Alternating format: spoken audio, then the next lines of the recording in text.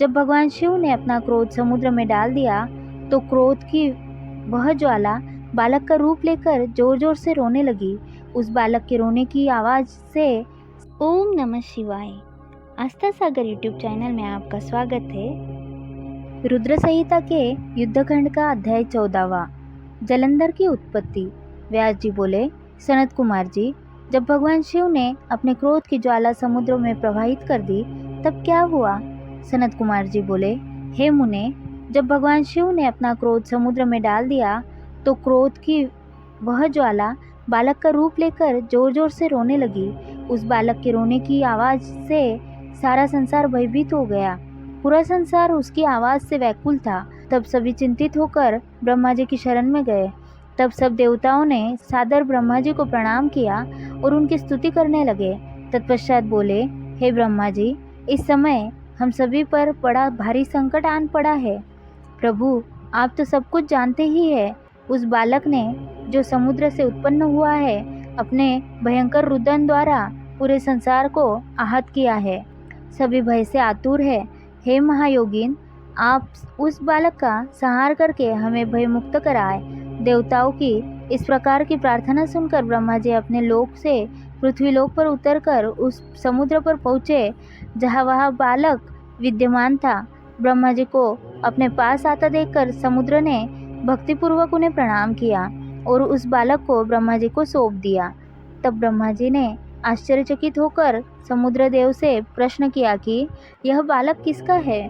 ब्रह्मा जी के इस प्रश्न का उत्तर देते हुए समुद्र देव बोले कि हे भगवान, यह बालक गंगा सागर के उत्पत्ति स्थल पर प्रकट हुआ है, परंतु मैं इस बालक के विषय में कुछ नहीं जानता। इस प्रकार जब ब्रह्मा जी समुद्र से बातें कर रहे थे तब उस समय उस बालक ने ब्रह्मा जी के गले में हाथ डाल दिया और उनका गला जोर से दबा दिया, जिसकी पीड़ा स्वरूप उनकी आंखों से आंसू बहने लगे। तब ब्रह्मा जी ने यत्नपूर्वक उस बालक की पकड़ से अपने को मुक्त कराया और समुद्र से बोले कि तुम्हारे इस जातक पुत्र ने मेरे नेत्रों से जल निकाला है, अतः यह बालक जलंधर नाम से प्रसिद्ध होगा। उत्पन्न होते ही युवा हो जाने के कारण यह बालक महापराक्रमी, महावीर, महाधीर, जवान, महायोद्धा और रणदुर्मद होगा।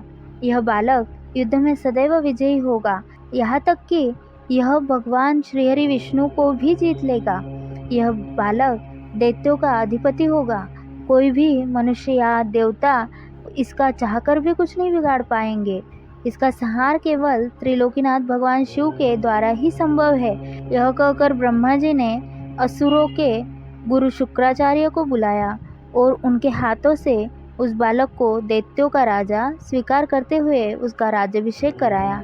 तत्पश्चात ब्रह्मा जी स्वयं वहां से अंतर्धान हो गए।